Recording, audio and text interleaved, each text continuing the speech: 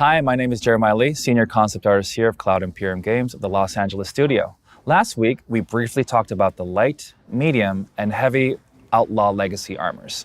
We also talked about designing around the different zones of the character pipeline, and also the different usage of materials. This week, we put the spotlight on the light, medium, and heavy Marine Legacy armors, and much, much more. So let's take a look. So the Marines are a kind of a different challenge for us. The Outlaws are easy to redesign because we're just basically replacing them with something new.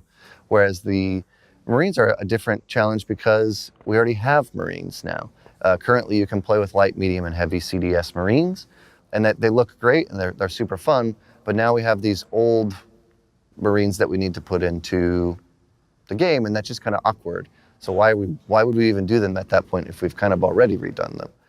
Would be a question that you might ask. With the old armor, a lot of the legacy assets are not made to be modular to be able to fit to our new updated male base body. So with the new legacy medium marine, you can now wear it among other armor sets. So the chest piece will be able to fit with other leg armor pieces. The gauntlets and the greaves will be able to fit onto the new male body and be able to also be modular with other pieces from different armor sets. And the reason is we want to redesign them for the fans. That's the number one reason we want to do it. But also we found some fun lore reasons to redesign them. And so I think one of my favorite things about redoing them is that essentially we're using the term legacy or history as being historical. So the light, medium, and heavy legacy Marines are actually older models of the current Marine armor that you're playing with now. And so I think that's a fun way to build this into the lore for the players as well. It adds a lot of fun elements for gameplay as well. So maybe they could be cheaper. Maybe they could have different types of stats. And also lets us play with different shape languages. The new Marines are super slick, and the old ones are a bit more chunky, a bit more different, and they start playing with different types of materials. So they're playing, the new Marines are a lot about lots of metal, lots of coverage and that kind of stuff, really high tech. And the older Marines have lots of different types of fabrics in them. So maybe there's more leathers or things that look like padded leathers, more synthetics and fabrics. And just as they've advanced their technology, they've also enhanced their look. One of the biggest differences of working on the Outlaws versus the Marine stuff is that the Marine stuff is really all from one group, right? They're the Marines. One of the things that we've done differently with the Marines as well is we haven't necessarily started from a concept painting. A lot of the time concept art starts from a 2D painting or even a 3D sculpt, a concept sculpt you might call it, and you kind of go from there. With the Legacy Marines, we already have a look for the future and we already had a look for what they looked like. The only guideline I had was something that already existed that we couldn't just reuse because it had to be changed. So the challenge with that was kind of becoming a concept artist on the fly as I was creating the assets. So working with Jeremiah a lot back and forth, we kind of slowly built up the style of what the new Legacy Medium Marine armor would be from what we had to look at, which was the in-game model of the Medium Marine asset. We had to just concept it in 3D as we're building the asset. So that could take a lot more time because when you're going off a concept, you have a one-to-one reference of what you need to build. But with having an old piece of art, you have to kind of reimagine what that piece is going to look like. So the process was, for me, is to first pull in what assets we have for the old medium legacy armor, kind of referencing where they were trying to go with it, what I can kind of retain in the new design. And then from taking that design, I just kind of throw in the new male base and start kind of like shifting things around, make sure the shape language kind of reads from head to toe. With the new armor, the new Legacy Medium Marine armor, we kind of designed it so that the piece kind of reads with your eye, looking at the top of the character and reading all the way down. A lot of the designs with the older Medium Marine had a lot of horizontal and vertical lines going through it, which kind of dictates your eye if it's going down vertically. But once you hit a horizontal design, that kind of stops the flow of the design of the armor. So with the new asset, it kind of reads better with the whole flow of the armor and the design going through the whole body. So the design's more of a one look through rather than kind of looking at different areas. So with modularity, you have to think about the zones and where armor starts and where it begins. There's certain regions of the shoulder that come up that we can't have the armor come up too much because we get penetration between assets like armor plates around the bicep, the gauntlets around the arms coming up. And especially with modularity, you have to keep your armor sets into different zones to kind of be able to mix and match different sets without having to worry too much about spacing. So as long as you stick with these zones of the armor, you don't really have to worry about too much about clipping and then other armor sets being non-modular with other pieces. Well, you can't get too carried away with your designs when modularity comes into play.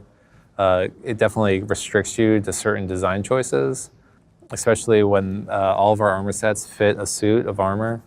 We have to be able to mix and match any piece of armor onto one male body. So our undersuit is relatively tight because it has to fit the form of the male body. And then all the armor on top of that has to also feel flush and sequenced with what you're wearing underneath, which is the bodysuit. So a lot of our armor is fairly form-fitting. So our jumpsuits kind of fit tightly so that armor can go on top of it. But with our culling system, any major pieces of armor that's for the chest will cull out objects underneath it. So if it may penetrate, our system will call out that piece of geometry underneath so that you won't see it if it is clipping. So it takes away a lot of the work that has to go into maybe adjusting volumes or positions of gear so that they don't clip through and penetrate, so you see that in the game. So. Again, we didn't do any concept paintings for this, so I don't have anything of that to show you. But we're fortunate enough now that this is already in-game. We've shown you this in some sneak peeks and I think some studio updates. But this is actually currently being rigged. So super excited to show you a basically in-game and almost ready to get to you guys as soon as possible version of this. One of the things that we really liked about doing these just in 3D and kind of experimenting with those shapes as they're in production is that we were able to pull open the old models and really reference them a lot to say, we want to focus on some of the same design lines or elements or shapes, while also being able to say, what were the weaker points, what were the not as strong points in this design, and kind of try to up those as much as possible. It does extend the production time for high poly because you are exploring shapes, you're not necessarily shooting for a specific target. But in the end, you can also find some stuff that's more fun because you're able to see what works and see what doesn't work and kind of edit on the fly that way. Once we finished high poly, we moved into the game asset phase. As we've been doing more armors and we're really understanding, really being able to refine our rigging phases, we've learned that some of the armor needs additional cuts to make it look good when it animates. Something that we've started to do on some of our recent armors, like some of the heavy slaver armors or the heavy marine armors, where we actually separate out individual panels on the armor itself. Typically, what you would see in a game mesh is something that would be like one solid mesh. And the issue is when that starts moving around and is animated, it looks like it's rubbery or it looks like it's stretching. And that's like a real quick call out to say like, this is a game asset. It doesn't look super highly refined. It's not very filmic.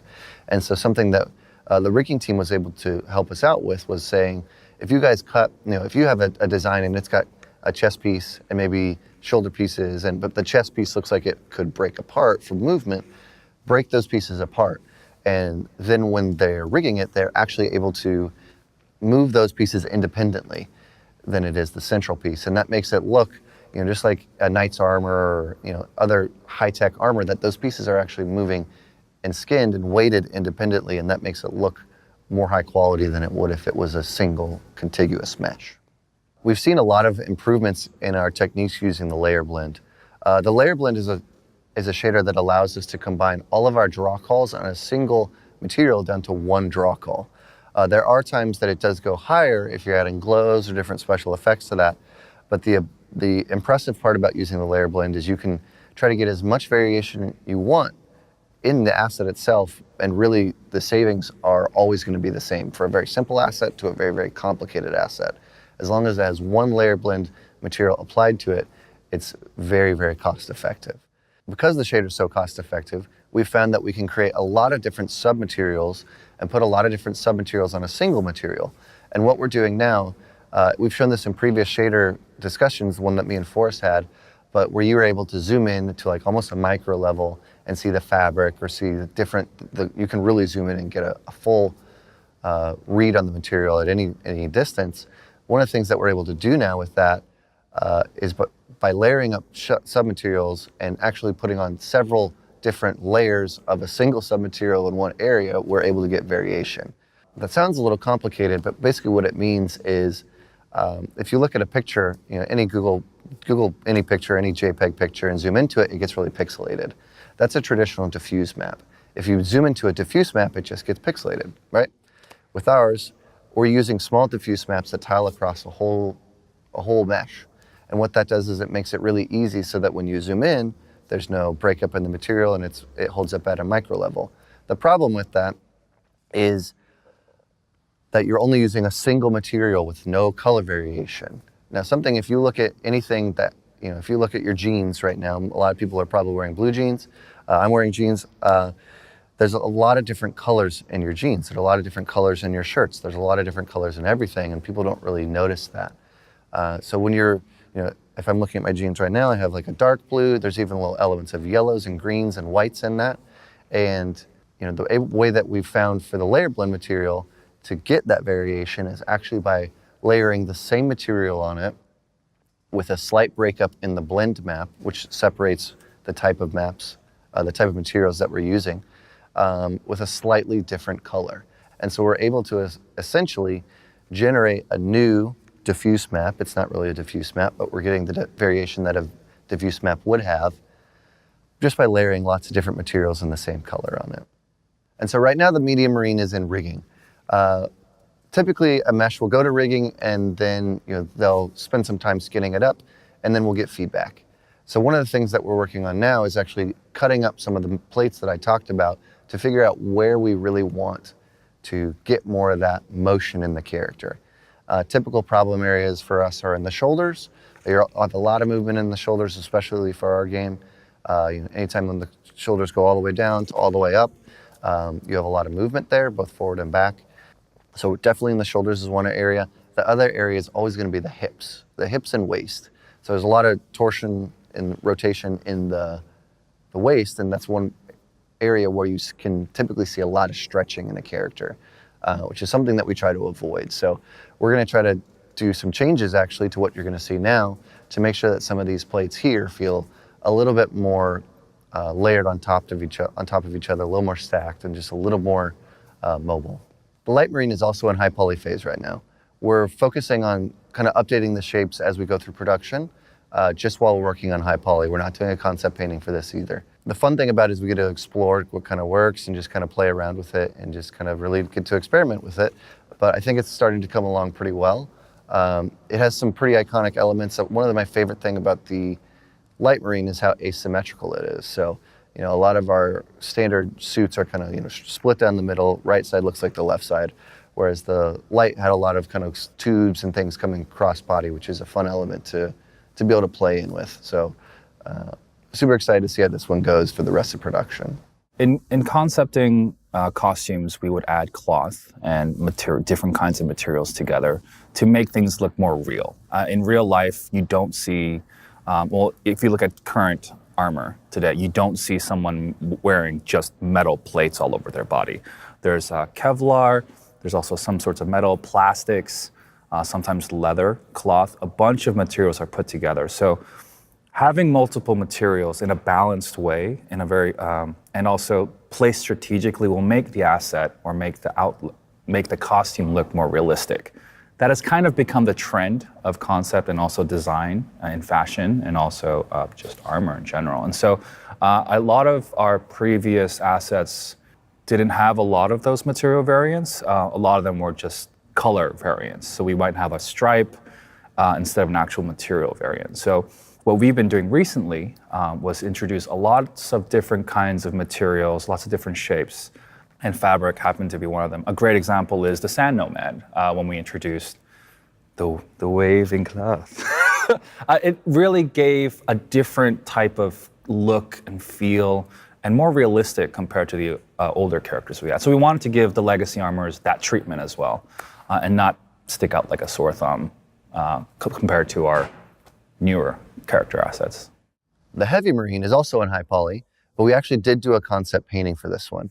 The Heavy Marine, I think, is probably one of my favorite armors of the old one because it has some really distinct shapes. Part of the reason we wanted to do a painting on this one is because the heavy armors, just by being what they are, heavy, I mean, they have more stuff on them. So to kind of wing those on the fly is not as easy as it is to do a light or a medium where there's less actual elements on the character. So when you get to something that's really complicated and has a lot of pieces on it, having a painting to kind of at least sort out some of those simple lines for you is really easy to follow. I took a look at the previous asset that we've had and also the current Marine that we have. And there was a drastic difference in shapes, also the size, and also our old legacy armor looked really low tech compared to our current one. And so we wanted to show like, oh, there is growth and in time, but it almost felt too far away in time. It almost looked like something that would have been created actually in the Star Citizen or maybe 600 years ago, possibly. So we wanted to kind of cut that down also and introduce the multiple materials that I spoke earlier about on the Heavy Marine. So I maintained the original silhouette actually and the shape of the original Heavy Marine. So I would keep the big shoulder pads and also the big chest plate that the Heavy Marine had. I just added a lot more layering on top of the armor to make it look more integrated with each other than rather just blocks. And so, but the overall shapes of the Heavy Marine, the previous Heavy Marine, are actually very similar to the new one that we're making. Also the helmet as well, I didn't change the helmet as much. I tried to keep a lot of the shapes, but then some of the shapes on the helmet were a little too simple. It was literally just, I think, just a plane here and a plane in the back. And I wanted to make it a little bit more interesting, more integrated with each other. I think that was the key word actually when I was designing the Heavy Marine, integration. So a lot of the shapes go into each other and come out and layer on top. And there is this flow to this design where the eye can go down and you see things kind of interlocking with each other rather than just box, and bigger box, and a box. So I actually introduced a lot more fabrics, a lot more rubber, along with the hard pieces as well. But I did take into consideration of the original aesthetic of the Heavy Marine. I added more lines that would make it more streamlined, rather than those big squares that you have on the shoulders. And I think it had like belts all around. So I took a lot of the shapes from the Heavy Marine because I didn't want to completely change the design. I wanted to update it, bring it up to the same standard, and also the biggest thing of today, zones. It didn't respect any of the zones. And so we had to tweak it anyway, so we're like, why don't we just upgrade the asset? When approaching the different sizes for our characters, especially from a light to a heavy, the silhouette is a big thing. And I have to be in a certain mindset to design a certain size.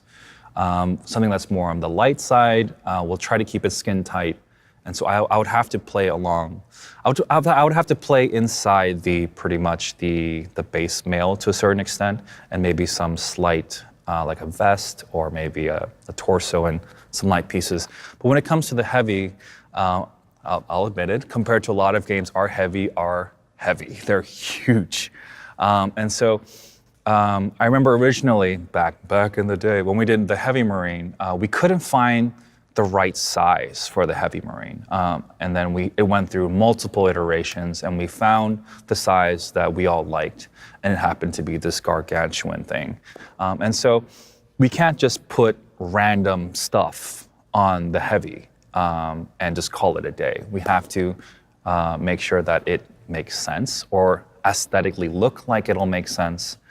So there's a different mindset that I have to go through. The light, honestly, is easier for me because it's just literally just paint on top of the base mail or an undersuit and just add some small bits here and there, make sure the lines on the character follow and flow.